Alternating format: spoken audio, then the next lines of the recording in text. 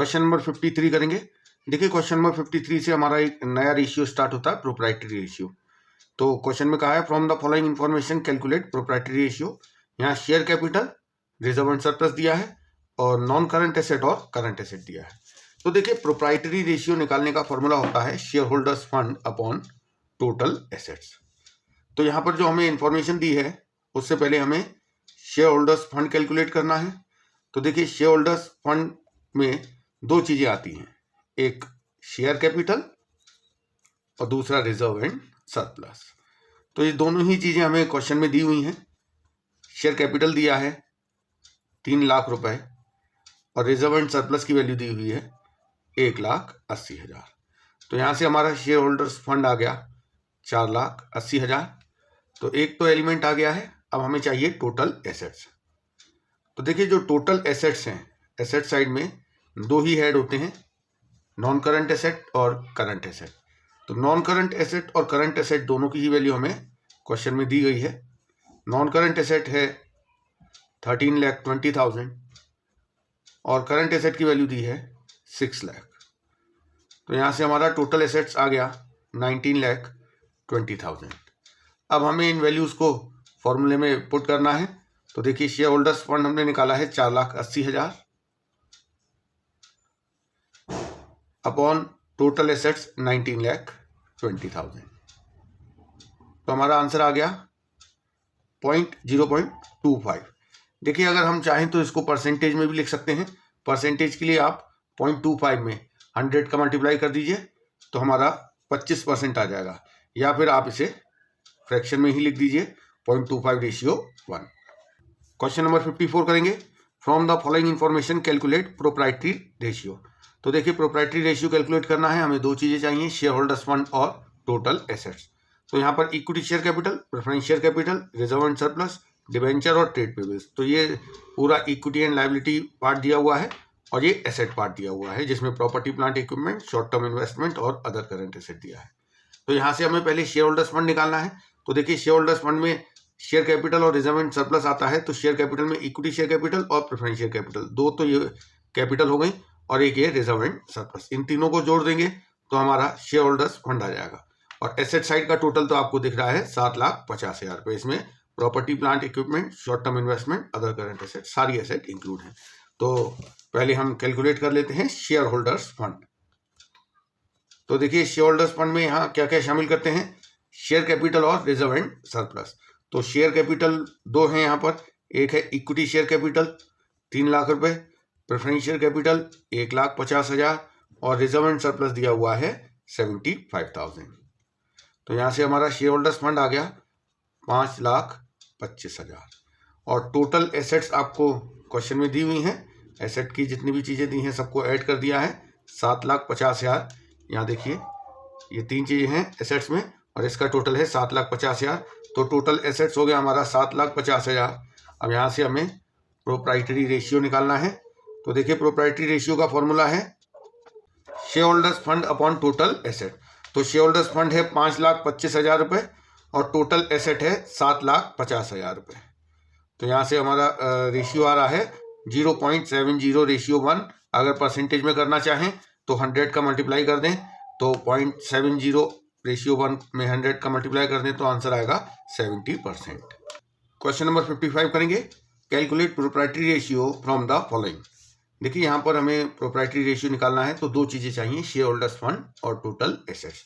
तो equity share capital दिया है, प्रेफरेंस शेयर कैपिटल दिया है, रिजर्व एंड सरप्लस दिया है। तो देखिए अगर हम ये तीनों चीजें जोड़ दें तो आ जाएगा हमारा शेयर होल्डर्स फंड। और हमें चाहिए टोटल एसेट्स। इसके बाद इसमें दिया है क्रेडिटर्स 9% डिबेंचर, देखिए ये तो करंट लायबिलिटी है, ये नॉन करंट लायबिलिटी है। प्रॉपर्टी प्लांट एंड इक्विपमेंट ये नॉन करंट एसेट है। ट्रेड इन्वेस्टमेंट ये भी एसेट है। करंट एसेट्स ये भी एसेट है। तो यहाँ पर 3 एसेट्स दी हुई हैं, property plant equipment, trade investment और करंट एसेट। इन तीनों को अगर हम जोड़ दें तो आ जाएगा टोटल एसेट्स। तो कैलकुलेट करते हैं सबसे पहले शेयर होल्डर्स फंड। तो देखिए शेयर होल्डर्स फंड के लिए क्वेश्चन में क्या क्या दिया है। एक तो दिया है इक्विटी शेयर कैपिटल 4,50,000 रुपए, एक दिया है प्रेफरेंस शेयर कैपिटल 3,20,000 रुपए और एक दिया है रिजर्व एंड सरप्लस 65,000। तो ये आ गया हमारा शेयर होल्डर्स फंड 8,35,000।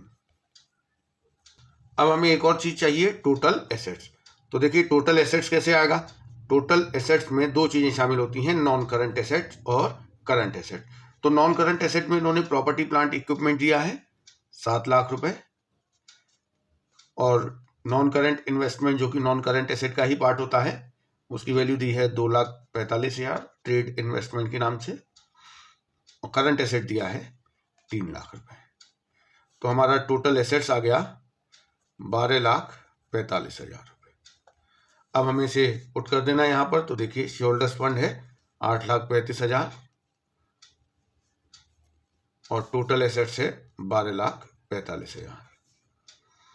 यहाँ से हम रेशियो निकालेंगे तो आएगा 0.67 रेशियो 1। क्वेश्चन नंबर 56 करेंगे।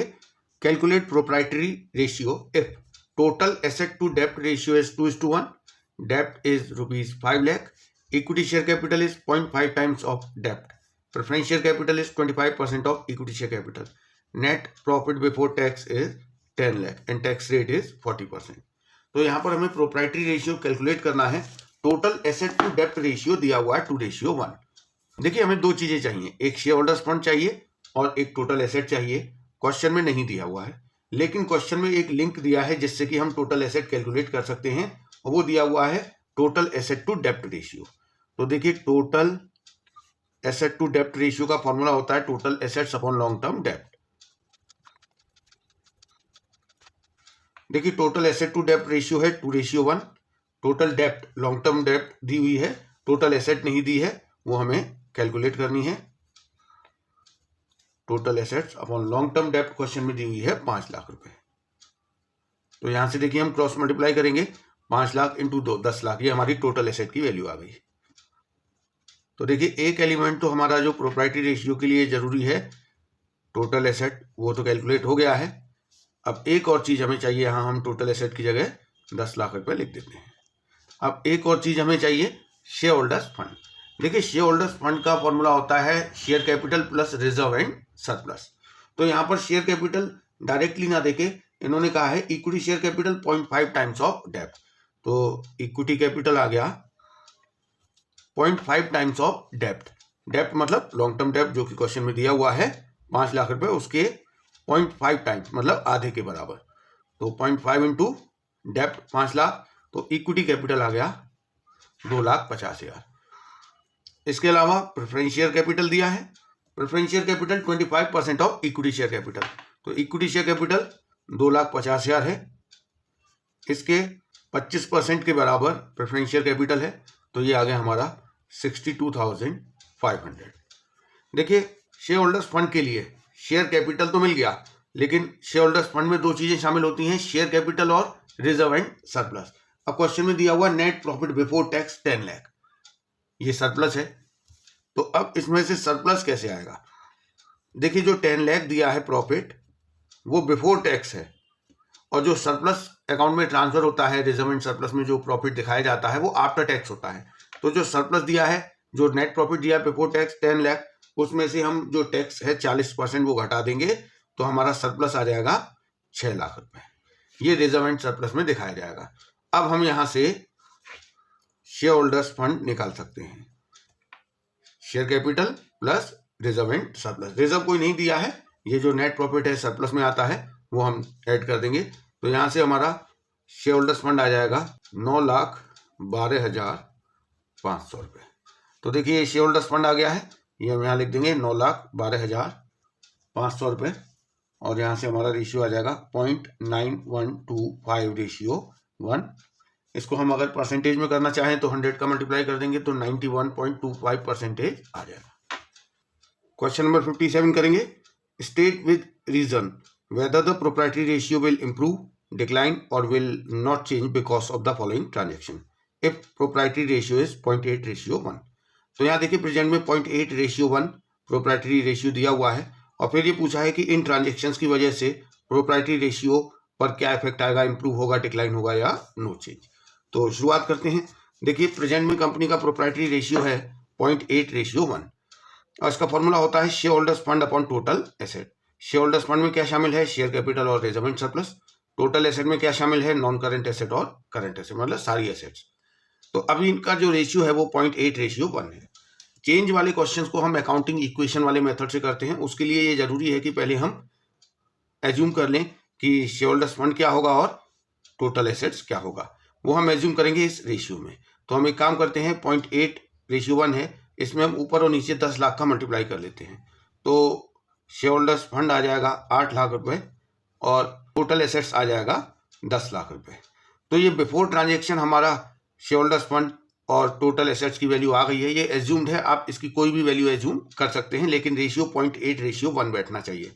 अब हम एक एक ट्रांजेक्शन का इफेक्ट देखेंगे कि इस रेशियो पर उसका क्या इफेक्ट आता है। तो देखिए, पहला ट्रांजेक्शन जो हुआ है उसमें कहा है obtain a loan of 5 lakh from state bank of India payable after 5 years. तो लोन लिया है, तो इससे क्या होगा, एक तरफ तो बैंक बैलेंस इंक्रीज हो जाएगा, 5 लाख का लोन लिया है तो बैंक बैलेंस 5 लाख रुपए से इंक्रीज हो जाएगा, और दूसरी तरफ ये 5 साल बाद रीपे करना है तो नॉन करंट लायबिलिटी इंक्रीज हो जाएगा 5 लाख रुपए से। अब देखिए, इसका प्रोप्राइटरी रेशियो के जो एलिमेंट हैं उन पर क्या इफेक्ट आता है। प्रोप्राइटरी रेशियो में हमारा शेयर होल्डर्स फंड है बिफोर ट्रांजेक्शन 8 लाख और टोटल एसेट्स है बिफोर ट्रांजेक्शन 10 लाख। अब एक चीज देखिए, जो बैंक बैलेंस है ये हमारी एसेट है, करंट एसेट है, करंट एसेट बढ़ेगी तो टोटल एसेट उतने से ही इंक्रीज हो जाएगी। दूसरा, ये नॉन करंट लायबिलिटी, ना तो ये टोटल एसेट का पार्ट है ना ये शेयर होल्डर्स फंड का पार्ट है, तो इसके बढ़ने से शेयर होल्डर्स फंड या टोटल एसेट पे कोई इफेक्ट नहीं आएगा। अब हम रेशियो दोबारा से निकालें तो रेशियो आ रहा है 0.53, मतलब पहले 0.8 था, अब वो घट के 0.53 हो गया है इस ट्रांजेक्शन के बाद। तो हमारा आंसर होगा डिक्लाइन, और इसका रीजन हम देंगे क्यों डिक्लाइन हुआ है। तो आप देखिए, पहले टोटल एसेट था 10 लाख और अब टोटल एसेट हो गया है 15 लाख रुपए, इस वजह से रेशियो डिक्लाइन हुआ है। तो हम रीजन लिख देंगे, total assets increase by ₹5 lakh. और दूसरा, शेयर होल्डर्स फंड पे कोई चेंज नहीं हुआ है। अब हम सेकंड वाला ट्रांजेक्शन पढ़ते हैं। तो देखिए, सेकंड वाले ट्रांजेक्शन में कहा है purchase machinery of ₹2 lakh by cheque. तो पहले हम बिफोर ट्रांजेक्शन हमारी शेयर होल्डर्स फंड की और टोटल एसेट की वैल्यू लिख देते हैं, 8 लाख और 10 लाख। अब हम इस ट्रांजेक्शन को समझेंगे कि इस ट्रांजेक्शन से क्या हुआ। मशीनरी खरीदी है, एक तरफ मशीनरी इंक्रीज हो गया 2 लाख रुपए से, और एक तरफ जो बैंक बैलेंस है वो कम हो जाएगा, क्योंकि चेक से पेमेंट किया है तो मशीनरी इंक्रीज हुआ है और बैंक बैलेंस 2 लाख रुपए से कम हुआ है। तो देखिए, मशीनरी नॉन करंट एसेट है और बैंक करंट एसेट है। मशीन बढ़ने से हमारा टोटल एसेट इंक्रीज हो जाएगा 2 लाख रुपए से, और बैंक बैलेंस कम होने से टोटल एसेट कम हो जाएगा 2 लाख रुपए से। तो आप देखिए, इस ट्रांजेक्शन के बाद शेयर होल्डर्स फंड तो 8 लाख ही रहेगा और टोटल एसेट भी 10 लाख ही रहेगा, क्योंकि एक नॉन करंट एसेट 2 लाख से बढ़ गई है तो एक करंट एसेट 2 लाख से कम हो गई है, तो टोटल एसेट पे कोई इफेक्ट नहीं आएगा। तो हमारा रेशियो इस ट्रांजेक्शन के बाद भी 0.8:1 रहेगा। तो हम लिखेंगे नो चेंज। अब रीजन क्या है, रीजन ये है कि one asset increased by ₹2 lakh and another asset bank balance decreased bye ₹2 lakh. तो हमने रीजन लिख दिया कि machine increased and bank balance decreased bye 2 lakh. इसके बाद हम थर्ड ट्रांजेक्शन पढ़ेंगे।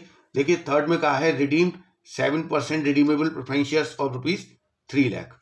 तो यहाँ पर कंपनी ने प्रेफरेंस शेयर्स का रिडेम्पशन किया है। उससे पहले हम लिख देते हैं कि बिफोर ट्रांजेक्शन हमारा शेयर होल्डर्स फंड और टोटल एसेट कितना है, 8 लाख और 10 लाख। अब आप देखिए, इस ट्रांजेक्शन की वजह से क्या हुआ है। एक तरफ तो प्रेफरेंस शेयर्स का रिडेम्पशन हुआ, तो प्रेफरेंस शेयर जो कैपिटल है वो डिक्रीज हो गई है। कितने से डिक्रीज हुआ है, 3 लाख रुपए का रिडेम्पशन किया है। और दूसरी तरफ कैश गया होगा, क्योंकि कैश में पेमेंट किया गया है, तो कैश कम हो गया 3 लाख रुपए से। तो आप देखिए, जो प्रेफरेंस शेयर कैपिटल है वो शेयर होल्डर्स फंड का पार्ट है, तो शेयर होल्डर्स फंड जो ऊपर लिखा हुआ है ये 3 लाख से कम हो जाएगा, क्योंकि शेयर कैपिटल कम हो गई है। और जो कैश है वो एसेट है, एसेट कम हो गई है, तो टोटल एसेट भी 3 लाख से कम हो जाएगा। अब हम देखें, दोबारा से रेशियो निकालें तो ऊपर हमारा शेयर होल्डर्स फंड का बैलेंस आएगा इस ट्रांजेक्शन के बाद 5 लाख रुपए, और जो टोटल एसेट आएगा वो आएगा 7 लाख रुपए। तो रेशियो आ रहा है 0.71:1। तो आप देख रहे हैं पहले रेशियो था 0.8:1 और अब वो कम होकर रह गया है 0.7:1। तो आंसर है हमारा डिक्लाइन। रीजन क्या लिखेंगे? रीजन ये है कि share holders fund and total asset decrease by 3 lakh each. देखिए अब हम फोर्थ ट्रांजेक्शन देखेंगे। Issued equity shares to the vendor of building purchase for ₹7 lakh. एक 7 लाख रुपए की बिल्डिंग खरीदी है और उसका पेमेंट जो है वो इक्विटी शेयर्स के थ्रू किया है। तो पहले हम before transaction share holders fund और टोटल एसेट लिख देते हैं। अब हम इस ट्रांजेक्शन का अकाउंटिंग इक्वेशन पे इफेक्ट देखेंगे। तो देखिए एक तरफ बिल्डिंग खरीदी है तो बिल्डिंग इंक्रीज हो जाएगी। कितने की बिल्डिंग खरीदी है? 7 लाख रुपए की। और इस बिल्डिंग के पेमेंट में शेयर इशू किए गए हैं तो शेयर कैपिटल इंक्रीज हो जाएगी 7 लाख रुपए से। तो देखिए जो बिल्डिंग है वो एसेट है तो नीचे एसेट इंक्रीज हो जाएगी और जो शेयर इशू किए हैं उससे शेयर कैपिटल इंक्रीज हो गया, इससे हमारा शेयर होल्डर्स फंड इंक्रीज हो जाएगा 7 लाख रुपए से। तो देखिए अब हमारा जो रेशियो आ रहा है वो है 0.88:1। तो पहले 0.8:1 था, 0.88 हो गया, इसका मतलब रेशियो हुआ है इम्प्रूव। अब इसका हम रीजन लिखेंगे। तो आप देखिए शेयर होल्डर्स फंड और टोटल एसेट दोनों ही 7 लाख रुपए से इंक्रीज हो गए हैं। तो हम लिख देंगे share holders fund and total asset increase by ₹7 lakh each. इसके बाद देखिए हम फिफ्थ वाला ट्रांजेक्शन देखेंगे। फिफ्थ वाले ट्रांजेक्शन में कहा गया है redeemed 10% redeemable debenture of ₹6 lakh. 6 lakh रुपए की डिवेंचर्स का रिडेम्पशन किया है। पहले हम बिफोर ट्रांजेक्शन लिख देते हैं कि शेयर होल्डर्स फंड 8 लाख है और टोटल एसेट 10 लाख है। अब देखिए इस ट्रांजेक्शन की वजह से क्या हुआ, डिवेंचर्स का रिडेम्पशन किया है। एक तो डिवेंचर्स कम हो गए 6 लाख रुपए के क्योंकि उनका रिडेम्पशन कर दिया है, और पेमेंट में देखिए कैश दिया गया होगा तो कैश कम हो जाएगा, कैश भी 6 लाख से कम होगा। अब देखिए जो डिवेंचर्स हैं ये तो करंट लायबिलिटी है। डिवेंचर जिनका रिडेम्पशन होना है, जो रिडीमेबल है, current मैच्योरिटीज of long term borrowing, वो हमारा करंट लायबिलिटी के शॉर्ट टर्म बोरोइंग में आता है। तो ये जो डिवेंचर्स हैं ये तो करंट लायबिलिटी है और ये जो कैश है ये करंट एसेट है। तो देखिए करंट लायबिलिटी में चेंज होने से ना तो शेयर होल्डर्स फंड पे कोई इफेक्ट आएगा और ना टोटल एसेट पर, लेकिन जो करंट एसेट है कैश, ये कम होने से टोटल एसेट कम हो जाएगा 6 लाख रुपए से। तो इस ट्रांजेक्शन के बाद देखिए शेयर होल्डर्स फंड तो 8 लाख ही है, लेकिन जो टोटल एसेट है वो रह गया है अब 4 लाख रुपए। तो इस ट्रांजेक्शन के बाद रेशियो आ रहा है 2:1। तो हम आंसर लिख देंगे रेशियो इम्प्रूव। और रीजन क्या है? क्योंकि जो टोटल एसेट है वो 6 लाख से कम हो गया है। Total asset decrease bye ₹6 lakh. Question number 58 करेंगे। From the following information calculate proprietary ratio, डेब्ट to equity ratio and total asset to डेब्ट रेशियो। तो यहाँ देखिए हमसे 3 रेशियो पूछे गए हैं और इन्फॉर्मेशन में क्या क्या दिया है। करंट एसेट्स की वैल्यू है 40 लाख रुपए, लॉन्ग टर्म बोरोइंग है 15 लाख रुपए, नॉन करंट एसेट है 40 लाख, करंट लायबिलिटीज दिया है 20 लाख और लॉन्ग टर्म प्रोविजन दिया है 25 लाख रुपए। तो देखिए पहले हम इन तीनों रेशियो के फॉर्मूले लिख लेते हैं। सबसे पहला आपको दिया है प्रोप्राइटरी रेशियो। प्रोप्राइटरी रेशियो का फॉर्मूला है share holders fund upon total assets. B वाला है डेब्ट टू इक्विटी रेशियो, इसका फॉर्मूला है लॉन्ग टर्म डेब्ट अपॉन शेयर होल्डर्स फंड। इसके बाद सी में पूछा गया है टोटल एसेट टू डेब्ट रेशियो। देखिए टोटल एसेट टू डेब्ट रेशियो का फॉर्मूला है total assets upon long term डेब्ट। अब देखिए ये तीनों रेशियो निकालने के लिए हमें 3 चीजें चाहिए। एक चाहिए शेयर होल्डर्स फंड, एक चाहिए टोटल एसेट्स और एक चाहिए लॉन्ग टर्म डेब्ट। तो पहले हम ये तीनों चीजें कैलकुलेट कर लेते हैं। तो देखिए आपको लॉन्ग टर्म डेब्ट की कौन सी चीजें दी हैं रेशियो में, आप क्वेश्चन में आप देख लीजिए। एक तो लॉन्ग टर्म बोरोइंग और एक दिया है long term provision. Long term borrowing और लॉन्ग टर्म प्रोविजन को अगर हम जोड़ दें तो लॉन्ग टर्म डेब्ट आ जाएगा। तो लॉन्ग टर्म बोरोइंग दिया है 15 लाख रुपए और लॉन्ग टर्म प्रोविजन दिया है 25 लाख रुपए। तो हमारा लॉन्ग टर्म डेब्ट आ गया 40 लाख रुपए। तो एक तो ये चीज आ गई। अब हम निकालेंगे टोटल एसेट्स। देखिए टोटल एसेट्स के लिए आपको क्वेश्चन में दिया हुआ है, एक तो करंट एसेट और दूसरा नॉन करंट एसेट। भाई ये दो चीजें ही आती हैं टोटल एसेट साइड में। एसेट साइड में केवल दो ही हेड होते हैं, नॉन करंट एसेट और करंट एसेट। तो नॉन करंट एसेट की वैल्यू आपको दी गई है 40 लाख रुपए और करंट एसेट की वैल्यू क्वेश्चन में दी है 40 लाख। दोनों ही 40-40 लाख हैं, तो हमारा टोटल एसेट्स आ गया 80 लाख रुपए। तो एक और चीज चाहिए हमें, शेयर होल्डर्स फंड। देखिए शेयर होल्डर्स फंड के लिए share capital plus reserve and surplus. अब ना तो क्वेश्चन में शेयर कैपिटल दिया है ना रिजर्व एंड सरप्लस दिया है, तो एक दूसरा तरीका है निकालने का। देखिए शेयर होल्डर्स फंड में क्या क्या शामिल होता है, share capital and reserve and surplus. अब ये दोनों चीजें नहीं दी हैं हमें। देखिए एक और तरीका है, total of equity and liability. Total of equity and liability में दो चीजें हैं, शेयर होल्डर्स फंड और टोटल डेप्ट। तो अगर हम टोटल इक्विटी एंड लायबिलिटी में से टोटल डेप्ट माइनस कर दें तो शेयर होल्डर्स फंड आ जाएगा, लेकिन टोटल इक्विटी एंड लायबिलिटी नहीं दिया है। देखिए जो टोटल इक्विटी एंड लायबिलिटी है वो टोटल एसेट के बराबर होता है। टोटल एसेट हमें क्वेश्चन में दिया गया है, तो टोटल एसेट में से हम टोटल डेप्ट माइनस कर दें तो शेयर होल्डर्स फंड आ जाएगा। तो हम फॉर्मूला बना लेते हैं यहाँ पे पहले, टोटल एसेट्स माइनस टोटल डेप्ट। अब आपको क्वेश्चन में डायरेक्टली टोटल डेप्ट नहीं दिया है, टोटल एसेट तो हमें पता है 80 लाख रुपए है, हमने अभी अभी निकाला है ये। अब टोटल डेप्ट में दो चीजें होती हैं, करंट लायबिलिटी और नॉन करंट लायबिलिटी। अब आपको देखिए नॉन करंट लायबिलिटी तो हमने अभी कैलकुलेट किया है, ये लॉन्ग टर्म डेप्ट 40 लाख रुपए। करंट लायबिलिटी और माइनस करना है। करंट लायबिलिटी आपको क्वेश्चन में दिया गया है 20 लाख रुपए, तो ये करंट लायबिलिटी और नॉन करंट लायबिलिटी ऐड हो जाएगा तो हमारा टोटल डेप्ट हो जाएगा 60 लाख रुपए। तो 80 लाख में से 60 लाख जाएगा तो हमारा शेयर होल्डर्स फंड बचेगा 20 लाख रुपए। अब जो चीज़ें हमें चाहिए थी वो सब हमारे पास हैं। अब हम रेशियो निकालते जाएंगे। तो देखिए प्रोप्राइटरी रेशियो के लिए शेयर होल्डर्स फंड आया है 20 लाख रुपए अपॉन टोटल एसेट्स है 80 लाख रुपए। देखिए ये हमारा रेशियो आ जाएगा 0.25। अगर हम इसे परसेंटेज में कन्वर्ट करना चाहें तो 100 से मल्टीप्लाई कर दीजिए, हमारा आंसर आ जाएगा 25%। अब हम निकालेंगे डेप्ट टू इक्विटी रेशियो। इसके लिए हमें चाहिए लॉन्ग टर्म डेप्ट 40 lakh upon share holders fund, ये 20 लाख रुपए है। तो हमारा यहाँ पे डेप्ट टू इक्विटी रेशियो आ गया 2:1। इसके बाद टोटल एसेट टू डेप्ट के लिए हमें चाहिए टोटल एसेट है 80 लाख रुपए अपॉन लॉन्ग टर्म डेप्ट है 40 लाख रुपए। तो ये हमारा रेशियो आ गया 2:1। क्वेश्चन नंबर 59 करेंगे। From the following information calculate proprietary ratio, dept to equity ratio, total asset to डेप्ट रेशियो। देखिए ये तीन रेशियोज हमें कैलकुलेट करने हैं। इन्फॉर्मेशन क्या क्या दी है, एक तो टोटल डेप्ट दिया है, कैपिटल एम्प्लॉयड दिया है, करंट एसेट्स दिया है और वर्किंग कैपिटल दिया है। तो पहले हम इन तीनों रेशियो का जो फॉर्मूला है वो लिख लेते हैं।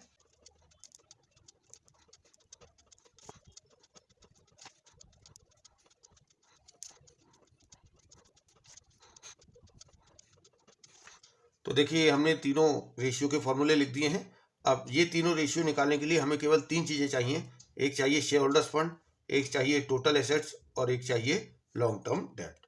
तो ये तीनों चीज़ें हम निकालेंगे। सबसे पहले देखिए हम लॉन्ग टर्म डेप्ट कैलकुलेट करते हैं। लॉन्ग टर्म डेप्ट के लिए फॉर्मूला होता है लॉन्ग टर्म डेप्ट। देखिए टोटल डेप्ट में दो चीज़ें इंक्लूड होती हैं, नॉन करंट लायबिलिटी और करंट लायबिलिटी। तो अगर टोटल डेप्ट में से हम करंट लायबिलिटी माइनस कर दें तो लॉन्ग टर्म डेप्ट आ जाएगा। अब देखिए टोटल डेप्ट तो क्वेश्चन में दिया हुआ है, टोटल डेप्ट दिया है 18 लाख रुपए, लेकिन करंट लायबिलिटी नहीं दिया है। तो देखिए वर्किंग कैपिटल और करंट एसेट दिया है, यहाँ से हम करंट लायबिलिटी निकाल लेते हैं पहले। तो वर्किंग कैपिटल का फॉर्मूला होता है current asset minus current liability. तो वर्किंग कैपिटल आपको क्वेश्चन में दिया है 1,50,000, करंट एसेट्स दिया है 7,50,000 माइनस करंट लायबिलिटी। तो ये माइनस इधर आ जाएगा, 7,50,000 माइनस 1,50,000, तो हमारा करंट लायबिलिटी हो जाएगा 6 लाख रुपए। तो करंट लायबिलिटी अब देखिए टोटल डेप्ट दिया है आपको 18 लाख रुपए, माइनस करेंगे करंट लायबिलिटी, और करंट लायबिलिटी हम निकाल चुके हैं 6 लाख रुपए। तो हमारा लॉन्ग टर्म डेप्ट आ गया अब 12 लाख रुपए। देखिए ये हमारा लॉन्ग टर्म डेप्ट आ गया है। अब हमें दो चीज़ें अभी और चाहिए, शेयर होल्डर्स फंड और टोटल एसेट्स। तो पहले हम शेयर होल्डर्स फंड निकाल लेते हैं। देखिए शेयर होल्डर्स फंड जो है उसमें दो चीज़ें शामिल होती हैं, शेयर कैपिटल और रिजर्व एंड सरप्लस। और एक और चीज़ है कैपिटल एम्प्लॉयड। कैपिटल एम्प्लॉयड में क्या क्या शामिल होता है, share capital, reserve and surplus और नॉन करंट लायबिलिटी। तो अगर हम कैपिटल एम्प्लॉयड जिसमें कि ये तीन चीज़ें शामिल हैं, उसमें से नॉन करंट लायबिलिटी मतलब लॉन्ग टर्म डेप्ट, ये अगर माइनस कर दें तो फिर ये दो चीज़ें बचेंगी जिनको कि शेयर होल्डर्स फंड कहा जाता है। तो यहाँ से हमारा शेयर होल्डर्स फंड निकालने का फॉर्मूला बन सकता है capital employed minus non current liability. तो देखिए शेयर होल्डर्स फंड कैसे आएगा, capital employed minus non current liability या लॉन्ग टर्म डेप्ट। तो देखिए कैपिटल एम्प्लॉयड आपको क्वेश्चन में दिया गया है 15 लाख रुपए माइनस नॉन करंट लायबिलिटी मतलब लॉन्ग टर्म डेप्ट, और लॉन्ग टर्म डेप्ट कितना है 12 लाख रुपए। तो यहां से हमारा शेयर होल्डर्स फंड आ गया है 3 लाख रुपए। तो अब शेयर होल्डर्स फंड के बाद एक और चीज हमें चाहिए, केवल टोटल एसेट्स। अब देखिए टोटल एसेट्स कैसे निकाला जाएगा। एसेट साइड के एलिमेंट्स तो सारे दिए नहीं है, केवल करंट एसेट दिया हुआ है, नॉन करंट एसेट तो दिया नहीं है। तो एसेट साइड्स के एलिमेंट के थ्रू तो हम टोटल एसेट नहीं निकाल पाएंगे। इधर एक चीज देखिए, total of equity and liability कैसे आ सकता है। टोटल इक्विटी एंड लायबिलिटी में चार चीजें हैं, share capital, reserve and surplus, non current liability, current liability. अब देखिए कैपिटल एम्प्लॉयड में ये तीन चीजें शामिल हो गई। तो कैपिटल एम्प्लॉयड में अगर करंट लायबिलिटी जोड़ दिया जाए, कैपिटल एम्प्लॉयड में करंट लायबिलिटी जोड़ दिया जाए तो आ जाएगा total of equity and liability. और जो total of equity and liability होता है वही टोटल एसेट होता है। तो हमारा टोटल एसेट का फॉर्मूला यहां से बन सकता है capital employed plus current liability. तो देखिए कैपिटल एम्प्लॉयड क्वेश्चन में दिया हुआ है 15 लाख रुपए और करंट लायबिलिटी हम निकाल चुके हैं 6 लाख रुपए। तो यहां से हमारा टोटल एसेट्स आ गया 21 लाख रुपए। अब हम सारे रेशियो निकाल सकते हैं। तो देखिए सबसे पहले शेयर प्रोप्राइटरी रेशियो निकालेंगे। प्रोप्राइटरी रेशियो का फॉर्मूला है share holders fund upon total assets.